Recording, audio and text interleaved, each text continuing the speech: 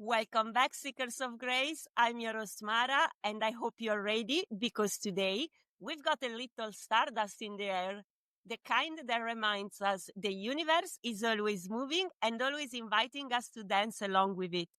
And to help us tune into those cosmic rhythms, we have another Italian here today. Don't worry, she don't sound like me. She's also part American and part Irish. I'm so excited to welcome today's guest, the wonderful and talented Laura Campagna. Laura is one of those people who just lives and breathes magic. She's a writer, a vortex healer of the highest levels of training, a tarot reader, and an astrologer who's got such a gift for making the cosmic stuff feel really down to earth and approachable and practical. Laura will be sharing her in-depth Astro-Forecast for all signs, giving you a sneak peek into what the stars have in store for us for the rest of the year. Laura, thank you so much for being here and welcome to the show. Thank you so much for having me, Mara. It is such a treat to be here on Seekers of Grace with you. Before we dive into your forecast, I'd love for our listeners to get to know you a little better. I really love the way you combine tarot with your in-depth knowledge of astrology. Could you explain us the way you read tarot, what it means to you?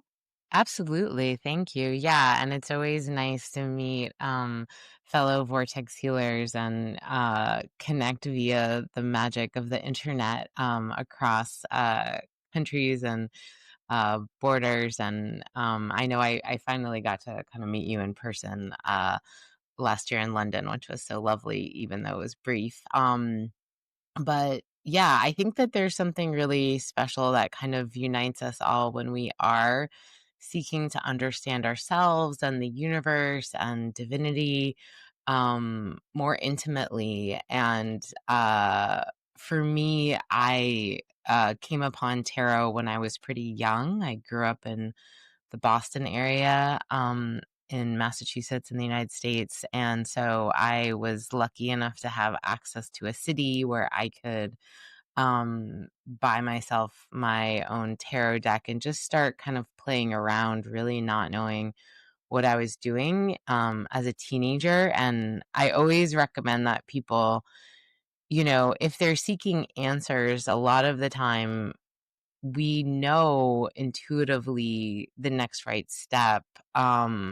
We have this sense of, okay, the path this way might be a bit easier, or the path that way feels blocked, but sometimes it's hard to trust that internal knowing. A lot of us are not raised to give a lot of validity to our intuitive sensing, even though it's such a rich source of information and a beautiful way that we can connect with the universe and divinity. So I read tarot just kind of figuring it out for a really long time. And then when I got more serious into healing practices and I also I do energy healing, vortex healing. I also practice meditation.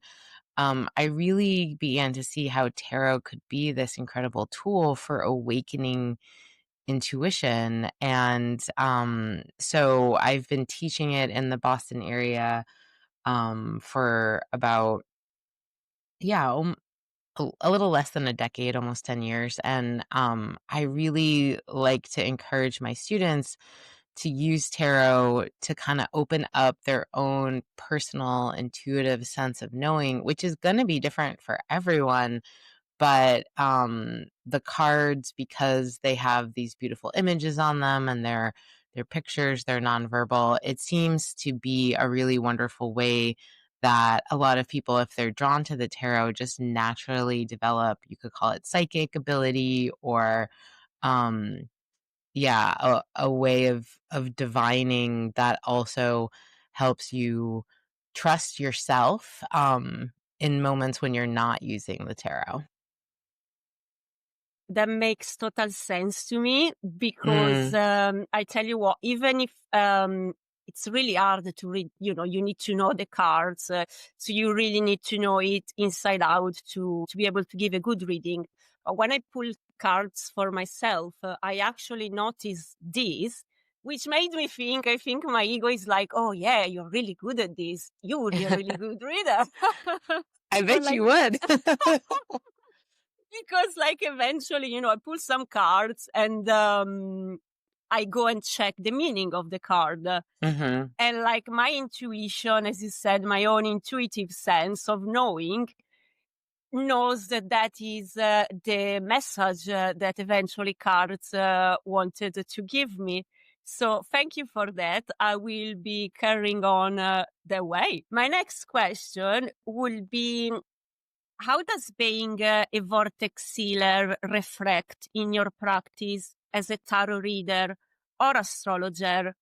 I think maybe a better way to phrase this question will be, what impact did vortex sealing had in your practice as an astrologer and a tarot reader?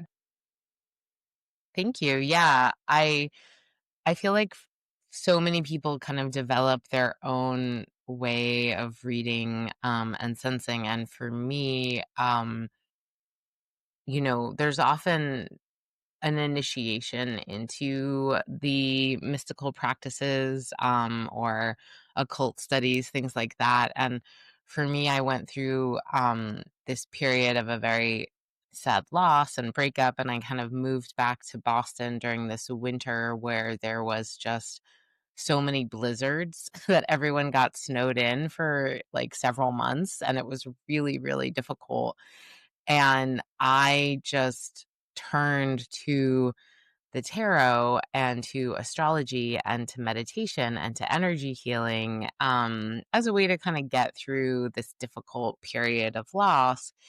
And they all ended up kind of blending together in this incredibly supportive and beautiful way, because a lot of times, with the tarot, sometimes people are like, oh, I want my cards read, but I'm afraid of what they're going to say.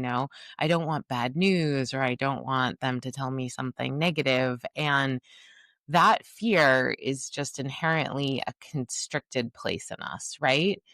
When we are relaxed, when we are trusting, when we're open to life, there's just this sense of kind of being willing and able to connect and go with the flow.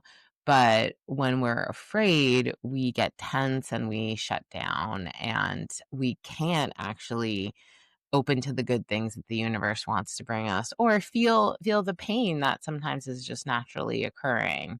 Um and with astrology, there's different planets, and some planets provide us with beneficial and enjoyable experiences.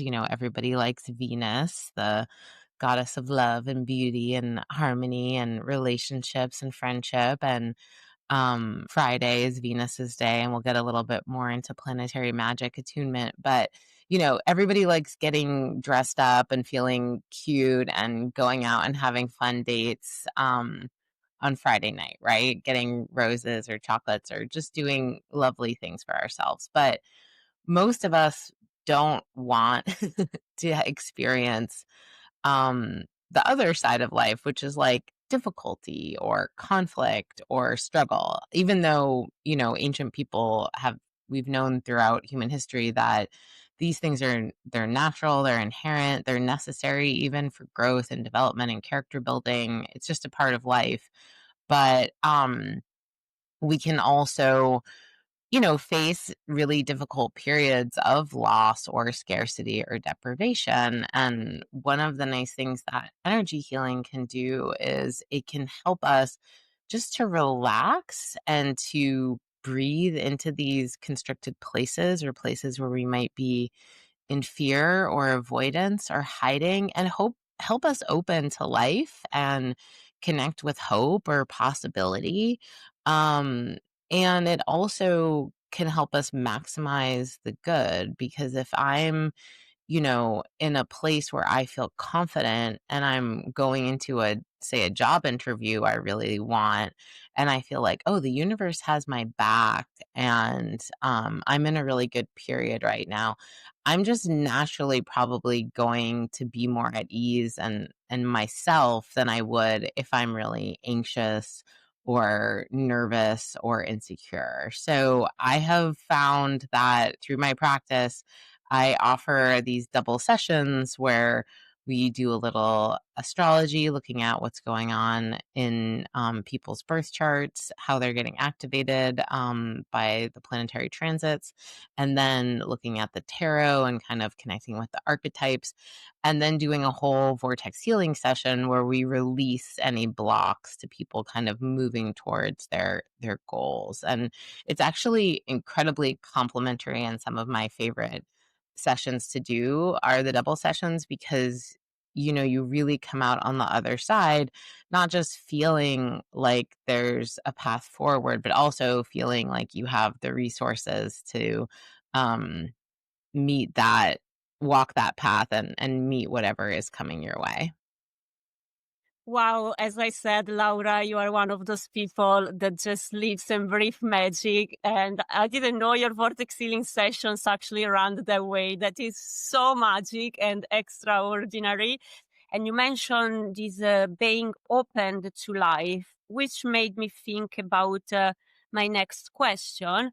As you are an advanced vortex healer, therefore, with this advanced training, it comes really advanced awakening. So, this awakening itself, I feel it really opens up to life and brings this quality of surrender, especially in in our darkest moments, which doesn't mean it's all roses and flowers and the dark moments suddenly become beautiful. No, it's still going to hurt, but still there is an opening in there. There is a surrendering. This openness, I will say. So my Mhm. question will be, how did awakening change your life and perception of life? And also, how does awakening reflect in your practice as an astrologer and a tarot reader? Like, what are the impacts that awakening had in your practice? Yeah, that's a great question. Thank you.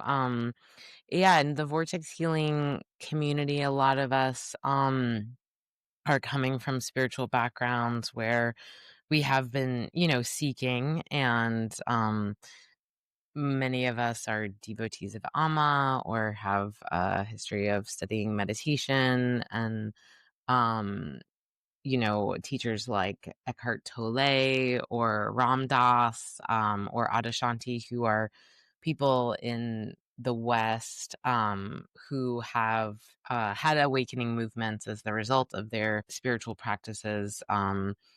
Or I guess Eckhart Tolle, not so much. His was more spontaneous, but who have become, really great teachers at guiding people along the path. And I think that this idea of the end of suffering and equanimity with what is, that was very appealing to me as a goal. I am someone who, from a very young age, I kind of struggled with insomnia and just things that made me feel like I can't really get to the root of this issue. Health problems from a young age, digestive problems, and ultimately, you know, what I found was a lot of people were saying the same thing. A lot of spiritual traditions, which is that the purpose of our life is to awaken. And what that means is going to be really different for a lot of people. In the vortex healing um, community, we think of awakening as well, one of the ways it's described is just not having that identification with the core sense of I.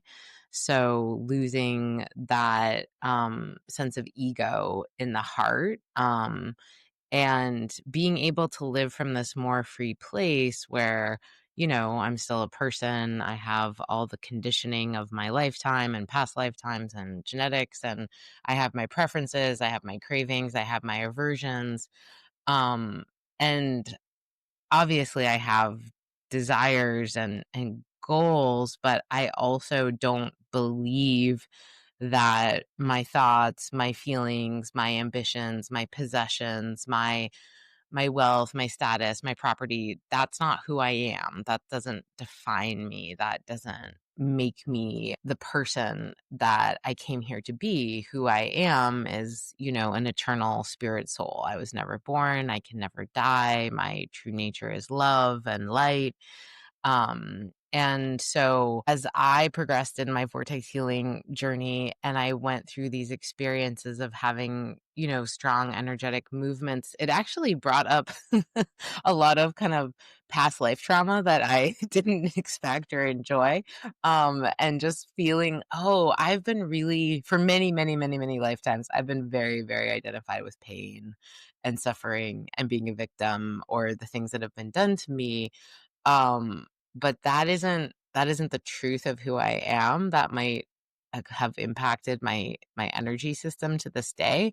But actually seeing how the ways in which, since I've been practicing vortex healing almost for a decade, that stuff doesn't trigger me and it doesn't hold me and it doesn't consume me the way that it used to. So there is this really beautiful process that I've gotten to experience that I think is like a true gift. I think it's a true miracle of grace, where the things that really used to cause me a lot of suffering, it's not the same anymore. But at the same time, it can be difficult because we all have to live in the world. And the world is a troubling place and it can be a very disturbing place and it feel like a very unjust place.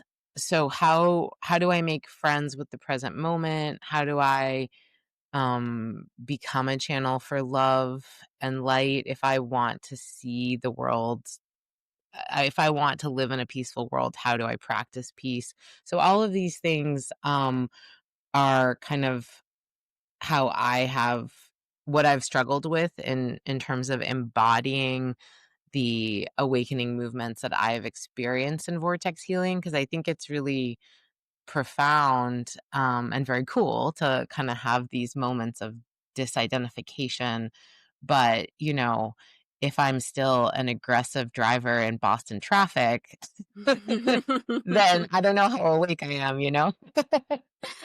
That's So, something yeah. for me to meditate on if you see me in London traffic. It's actually great because I think it really brings up all my issues. Like, I find it very meditative. I'm like, oh, wow, where Absolutely. does this come from? Oh, wow. Exactly, exactly. I'm so peaceful in my house with my cats, but how am I doing in gridlock? Yep, exactly. Thank you. Really wonderful. I'm going to go back to tarot actually. Yeah. Um, Obviously, I'm saying this because I've seen a lot of tarot readings, and I hmm admit I go on YouTube and I scroll and I get like hooked by the title, and I think that, Nice. it's the algorithm, it's spirit through the algorithm. So I click on there. I feel that many tarot readers, they kind of project their own conditioning into the Mm, reading. mhm. So I wonder if you feel the same, because maybe it's just my impression. What is your process to stay true to the truth, as we say in vortex healing? Yeah, staying true to the truth is a good one. It's a good goal. I think that every tarot reader, and I think this is true for astrologers and writers, and yeah, we're always connecting with people's consciousness, right? So the quality of their consciousness is going to be reflected in the words they're saying and the reading they're giving and the interpretation that they're offering. And one of the things with tarot that I suggest, that was a really helpful practice for me to get to know the cards better, was actually keeping a journal where you go through all there's 70 cards in a kind of standardized deck. Tarot originated in Italy, and there's been many different variations and things like that. But now, in what we think of as kind of the prototypical deck that came out of London, the Rider Waite Smith deck in the early 20th century. There's 78 cards, but there's 22 major arcana, which are kind of these passage, rites of passage, big chapters in the book of your life, these archetypes. And so it can be really helpful to, when people are trying to get to know the cards, to write down, oh, what's my association with the teacher? Did I have nice teachers growing up? Did I have an amazing mentor? What's my association with, the more paternal authority figure? Did I have a really loving father? Did I have a really stern coach? Did I have a mean principal? Just like all of the different archetypes are kind of gateways into our past and our future. But if somebody hasn't done the work to kind of dig into their own relationship with these universal figures and experiences, then they are definitely just going to be projecting what they think of as the truth of that um onto the reading, and that might ring true for some people, but there is not one correct interpretation of a tarot card. And obviously, like, the Tower card can represent the worst catastrophe somebody's going to go through, something really scary and destabilizing and unexpected, but it also can be liberation and freedom. So it really depends on the context and who's going through it. But I always encourage people to kind of pay attention to what is coming up for them when they get a reading or hear a reading. And you might really vibe with somebody on TikTok or YouTube or whatever, and that might be the right reader for you right now, which is fabulous. But if that changes, that's okay. And if the readings help you to feel more connected in the world, I always say that's the point. It's supposed to strengthen, it's supposed to reveal our relationship with life and kind of empower us to make choices and strengthen our ability to walk our path. If it makes you feel afraid or stressed out, or they said you're going to have a bad day, so now you're just waiting for your train to get canceled, then I wouldn't listen to that channel anymore. But yeah, I think that it's really interesting. There's a lot of different readers, and you can kind of feel into the quality of the consciousness that's being offered. And to me, that's an important discernment practice. Wow, thank you. I never heard anybody saying this. This is such a great piece of advice. And the practice which I shall undertake myself, not really because of tarot, but just as a self-discovery. So yes, to journaling and association with the archetypes in the major arcanas. I love it. I Sure. think maybe we should get into the Astro-Forecast, Oh although yeah. I do want to make sure I'm asking this question. Mm. And I'm talking about your Pagan Child rubrica, which I saw when I signed up to your mail list. By the way, everybody, you should sign up to Laura mail list. So much Thank value you. in your mail list every month. And you even put all these astro charts, which I can't read, but I still have a look. Oh my God, that's great. But yeah, there is this Pagan Child rubrica, which I personally, when I saw it, I thought it was such a wonderful resource Mm. for when, if I will ever have a kid. So I wonder if you can tell us how that originated, what's the idea behind it, and to who is aimed to. Yeah, thank you so much for asking. Yeah, so I developed a series of children's books called Pagan Baby with a local artist in the Boston area named Catherine Sherwood, who approached me actually during the pandemic. We were bored, stuck at home. And, she said, I'm raising my child and I want to teach them about the traditional pagan holidays and a lot of what we think of as the Wiccan holidays, the 8 days of power when the sun is at its greatest peak in the sky or at the solstices or the darkest. Longest night, the winter solstice, the equinoxes, which we're coming up to shortly, the balancing points. These different days were taken from the Celtic tradition. I had the opportunity to go to Ireland this summer, which was so lovely. I hadn't been there in a long, long time. And, there's this acknowledgement of, yes, this is how we as ancient Celtic peoples developed. And it's about time. It's about living in harmony with the seasons. It's about the land and, really listening to nature and what is the earth doing. And, in the United States, we have this culture of like always producing, always being busy, always, go, go, go, go, go. And especially, I mean, I love London, but when you're in these big cities, you can kind of lose like the sense of like just watching the leaves change. It's really different. So Pagan Baby developed out of my friend's desire to teach their child about just the natural rhythms of the seasons and these holidays that people have observed for since the dawn of time, really.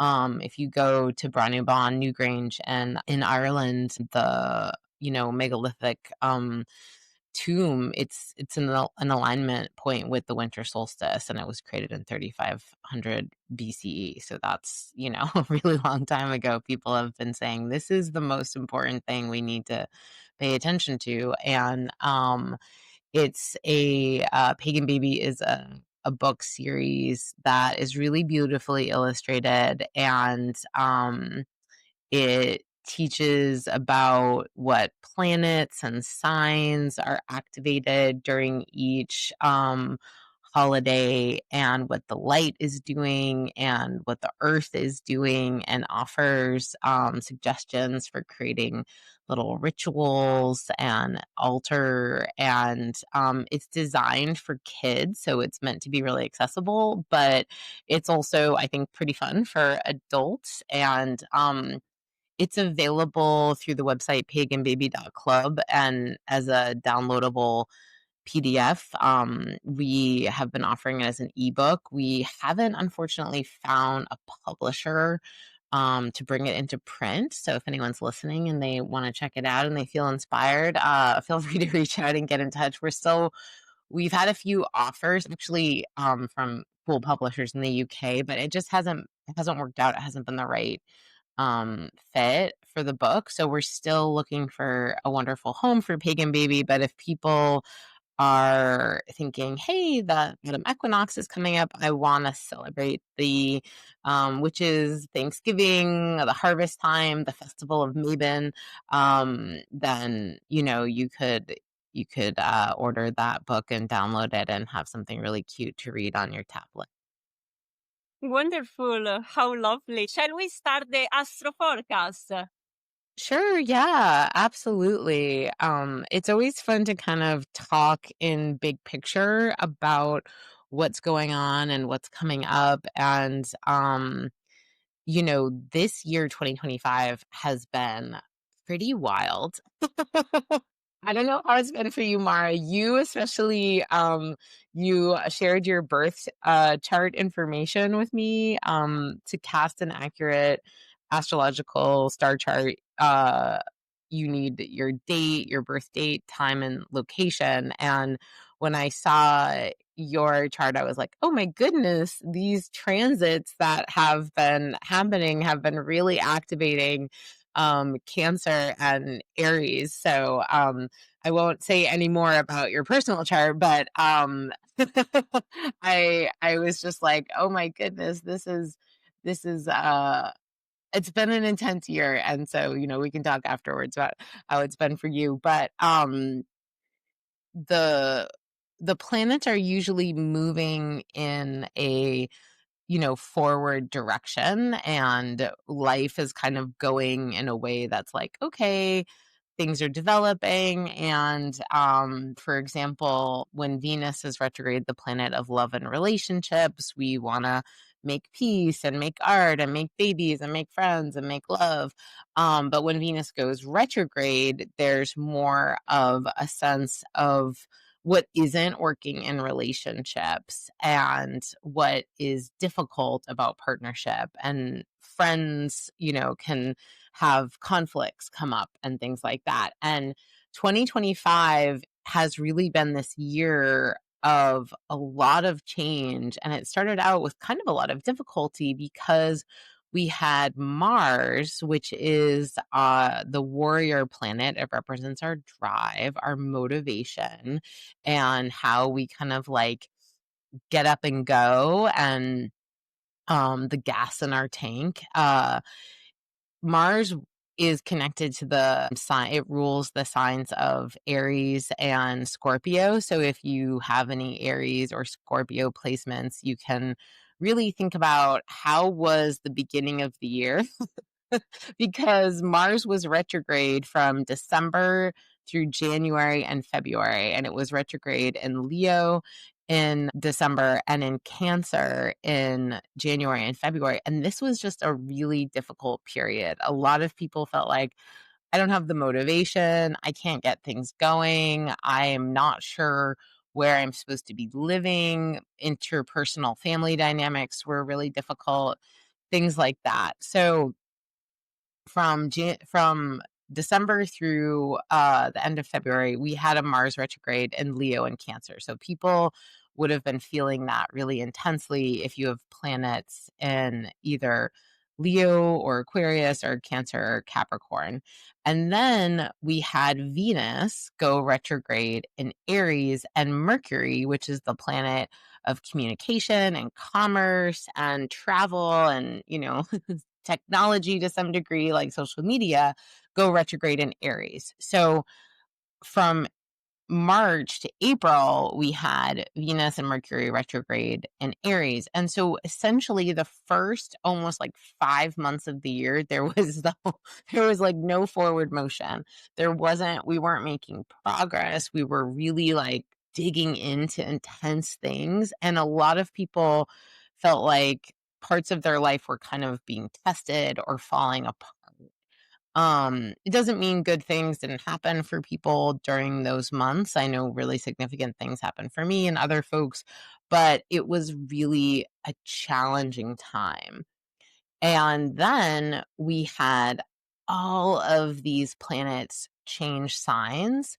And we had Neptune move into Aries, which is really significant because Neptune is about our dreams and our relationship with divinity and longing for spiritual transformation. And it hasn't been in Aries since 1875. So that was really significant. We had Saturn move into Aries. So those two planets being together is very, very powerful. There has been something about bringing our dreams into reality this summer, but it has not been easy because Saturn and Aries feels like there's this kind of need to fight, but the fight doesn't always go well. And it can be at the expense of peace and harmony and balance, the Libra side. So we had really this huge digging into Aries with the retrogrades. And then we had Neptune and Saturn move in and start to try to restructure this area of life. And why I'm starting with that is because Saturn has now moved out of Aries as of September 1st. So yay. All of the Aries folks, you get a little break from now until February of 2026. So the good news is that kind of the pressure to create structured change in that Aries area of life has been lifted and removed. And you can really think about, okay, what felt like it needed to go or it needed to grow over the summer. And now that Saturn has gone back into Pisces, we can kind of do some integrating, and we can think about what making change in a more gentle way, which I think is going to be really, really helpful. And this is true for all the cardinal signs. The cardinal signs like to initiate change, but they're not always good at sustaining it. So the cardinal signs are Capricorn, Aries, Cancer, and Libra. And the good news is we did have this really challenging Mars retrograde in Cancer that lasted honestly from like fall of 2024 all the way almost to May of 2025. So, Cancer folks really went through it for a period. And now Jupiter, who is the planet that is the giver of gifts and the bringer of blessings, and the one that wants to improve our quality of life and help us to expand and increase faith and possibility. Jupiter is transiting through Cancer from June 2025 to like early July 2026. So there is this really gorgeous 1 year period of getting to manifest your dreams and, going towards the growth that you maybe hoped would happen, but wasn't available at the start of 2025. It's now available this fall. So Jupiter is going to be showing you what it wants to create in this area of life over the next several months. And it's definitely going to be easier to make that happen starting in October. So, if you're like, well, I have my sun in Cancer and my life hasn't been perfect since June, don't worry. We haven't gotten to feel the full wonderfulness of what Jupiter wants to bring, but it's still coming. It's on its way, and pay attention to the inklings that you have got.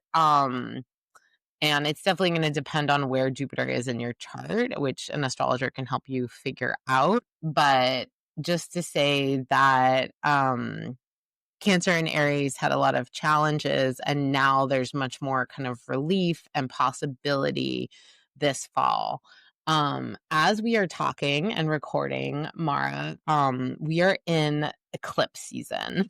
So I hope everyone is doing well in September. It's kind of the end of what I'm thinking of as like the more chaotic part of the year. Eclipses are catalysts. They bring about rapid change. They bring about new sudden endings and new beginnings, and they can be fabulous. Like they can bring about things that we really want to happen, but it can happen so fast or so abruptly that it can feel a bit destabilizing. So we're having eclipses in September. We just had the first one, the Pisces full moon eclipse on September 7th. And we're having the Virgo new moon eclipse on September 21st, right before the autumn equinox. So Pisces and Virgo, September is a bit of a chaotic month for y'all. I know that's difficult because Virgo likes to get life orderly and be tidy. And I have definitely been feeling the need to like deep clean my house during Virgo season and really kind of scrub away whatever chaos happened this summer.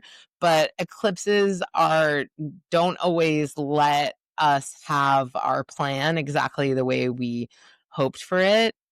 There is this sense of needing to, as you said, Mara, kind of surrender to what wants to manifest or is going to manifest. So definitely mark the dates of September 21st as the Virgo new moon eclipse just before the autumn equinox. And that might feel a bit bumpy. It might feel a bit uncomfortable because the eclipse is opposite Saturn in Pisces, but I really encourage folks to try to take it easy, even if you feel like you need to do more this month. It might be like more is less. And Pisces is going through a big wrapping up of Saturn which is the planet that brings structure and, asks us to take responsibility for ourselves and also encourages us to grow towards a level of mastery at what we want to achieve in life. So, Saturn entered Pisces in March of 2023, and it hasn't been in Pisces since the 90s. Saturn moves really slowly and takes about 30 years, 28 and a half years to go through the whole zodiac, and really puts pressure on us and whatever area of life it's transiting through. So since March of 2023, there's been this pressure for Pisces to manifest the dreams that they've been, cooking up. And Pisces is known to be a little bit indecisive and have a hard time at making decisions. But I've really seen a lot of Pisces folks over the last couple of years been like, okay, this is it. I'm gonna, people who work for themselves being like, I'm going to open up that storefront. I'm going to like sign the lease. I'm going to commit. So there's this sense with Saturn of commitment, of signing contracts, of like making bonds and really trying to like bring something to life. And we know that it's harder to live things out than it is just to dream about them. But we have until February of 2026 for Saturn to finish up this transit in Pisces, and then it won't be back for another 30 years. So, yeah, good luck to all the Pisces with completing that assignment. And the fall begins with the sign of Libra, which is about balance, harmony, justice, equality, and fairness. And it's ruled by the planet Venus. And Venus is going to enter Libra, and this always brings a lot, like a boost and a sense of harmony and us being able to do the things that we are hoping to accomplish in terms of diplomacy and um mediation and things like that. So I am going to encourage everyone to kind of note that the start of Libra season on September 22nd is going to feel really different than it will once Venus enters Libra on October 13th, because we'll get kind of this sense of, okay, we've put in the hard work to try to make things more balanced and equal and fair, and see things from other people's point of view. And now we're going to be aided in kind of reconciliation and getting along, which I think will feel really nice and is really necessary after such a kind of contentious year. And, the autumn equinox is the beginning of the lunar time of the year, when we start to have more night than day in the northern hemisphere. And so, the sun and the moon, they trade off every 6 months. The sun gets to kind of take over, and we have the growing light, and we have more day than night. And then the moon takes over, and we have the waxing light, and we have more night than day. So the fall is the harvest season. It's a time of reaping. It's also a time when we start to spend more of our, we go indoors, we're more internal, we make space for dreams, we kind of take stock for what has happened this year and ask ourselves, okay, what do I feel proud of? What have I accomplished? What was it that I was hoping to manifest? The winter solstice is always a period when, as a kind of astrological witchy practice, I encourage people to like set intentions for the coming year. And then around the autumn equinox, we say, okay, what has happened and what do I need now with these last 3 months to feel complete in closing out the year. Um, and the new moon is an opportunity to kind of set intentions and wishes in an area of life. And we have the new moon in Libra on October 21st. So that looks really lovely. And then we enter into Scorpio season, which is one of my favorites. Do you like Scorpio energy, Mara? The witchy Halloween vibes? Yes, it's the season for me to watch Harry Potter like there is no tomorrow. Oh my goodness. Yeah, the Scorpio season is such an enjoyable time for magic and connecting. The veil is thin.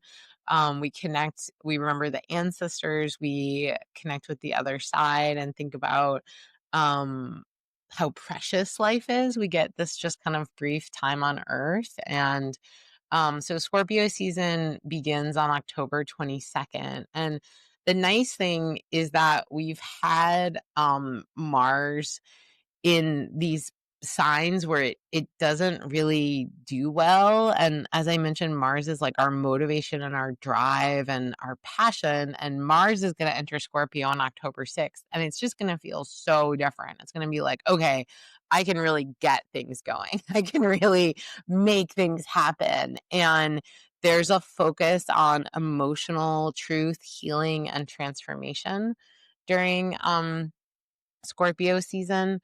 So I think that we're going to feel kind of able to go after what we want, not just in the outer world, but internally, spiritually, and interpersonally during that time. And there's a big full moon in Taurus on November 5th. So the lunar cycle is one that I work with a lot in my astrological and magic practice. And at the new moon, we set intentions. And then 6 months later, we have the full moon in that sign and we get to see what's manifested. So on November 5th, we have the full moon in Taurus, which is going to be a blossoming of whatever seeds you planted in May.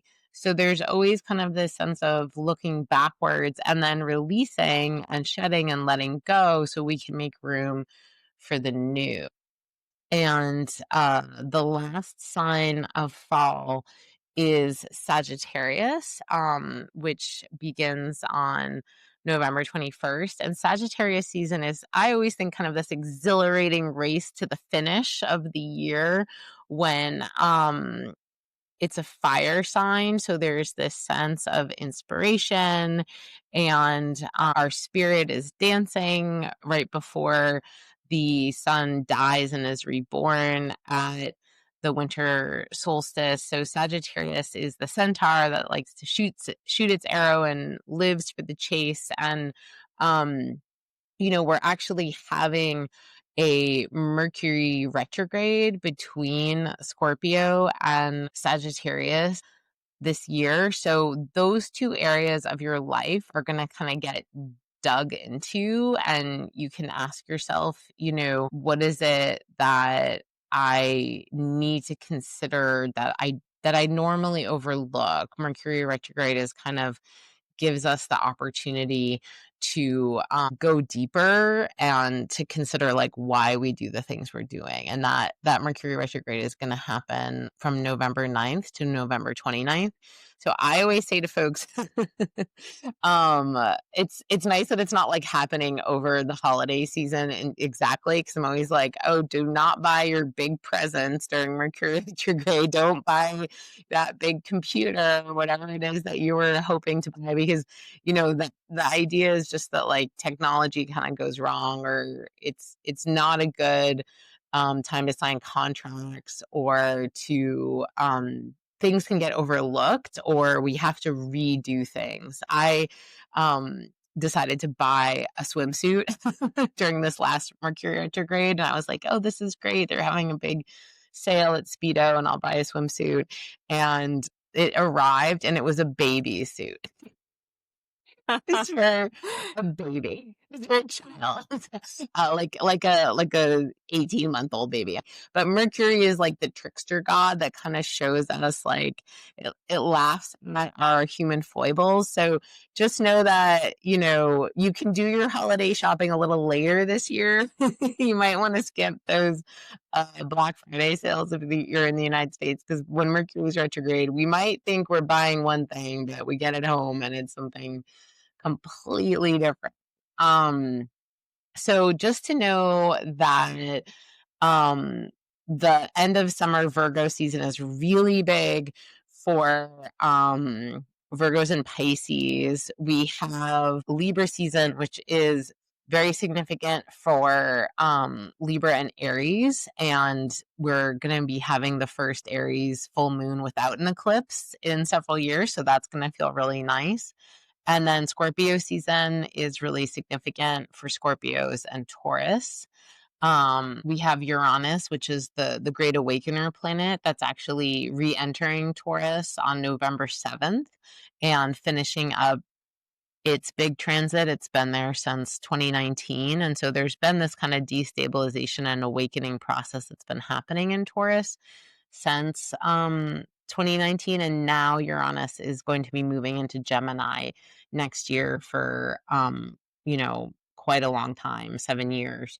So it's really significant. And then we have Sagittarius season, which is also big for Gemini folks. And anytime Mercury is retrograde, Gemini and Virgo can expect to feel that more intensely. And the year completes with Capricorn season, which also activates the Cancer, the other side, which is the Cancer polarity. And, Jupiter is going retrograde in Cancer on November 11th. So we're going to take this kind of pause. There's going to be some nice growth in this area of life over the next couple of months.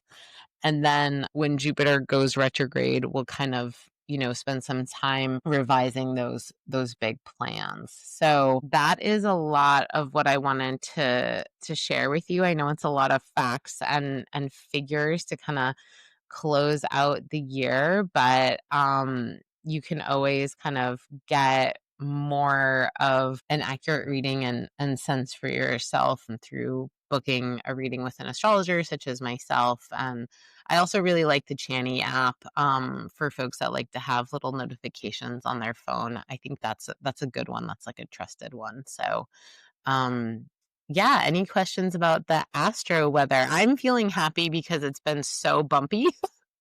I just keep telling people, just make it to October, and I think it's going to feel better. Thank you so much. I took notes and I'm going to write those on my calendar. I have one of those paper calendars. Mm-hmm. It's so interesting because you literally said everything that happened for me since December. And you also mentioned it was quite tough for Cancer and Aries, which I'm both. So cheers to that. Cheers to you. You survived. Well, I looked at your chart and I was like, oh, girl, I'm sorry. I don't know what happened, but I'm sorry. Yeah. Yeah. And I feel I just survived this past Mercury retrograde, and there is another one coming up. But I will be meditating on why we do the things we do as you recommended. Laura, thank you so much for being here with us today. My pleasure. I know myself and also our listeners are walking away with so much inspiration and clarity. It's been such a gift to have your wisdom and presence on the show. Before we go, Thank you. if you guys are looking for more ways to incorporate magic and healing into your lives, I invite you all to stay connected and be sure to check out Laura's social medias as well as her website. For more, Laura, I will let you share how people can find you. Yes, my website, Laura Campagna Astrology, or as you say, Laura Campagna, sounds much nicer, .com, and that is where you can see all my different offerings, upcoming events. I teach free tarot and astrology classes in libraries around Massachusetts, so you can find me there, and at community centers in the Boston area. And I also post Astro-Forecast on Instagram and through my newsletter, which I send out on the full and new moon. So lots of free, fun information about the stars and the cards. And energy healing offerings and opportunities. So I look forward to connecting with you. As a listener of the show, you will get 15% off any session with Laura using the code Seekers15. Is that at checkout, or can people email you? That will be at checkout. Yeah, you can apply the code at checkout and to any of my services, astrology, tarot, or energy healing. Wonderful. Links to your social medias and websites will also be posted on all my social media channels. And if you like to connect with me, you can find me on Instagram at the handle magicalmara_, and also on YouTube at magicalmara. I'd love to connect with you all. My website is marabrami.com, where you can also book all of my vortex healing services. And I also offer remote online weekly group healing. All my links are on newsforthesoul.com, or you can search for Magical Mara Vortex Healing, and I'm sure you'll find me. Stay tuned for more episodes of Seekers of Grace, airing live every second Thursday of the month at noon Pacific time. Until then, remember, you're exactly where you're supposed to be. You are love and compassion. Be well, be cool, and be loved.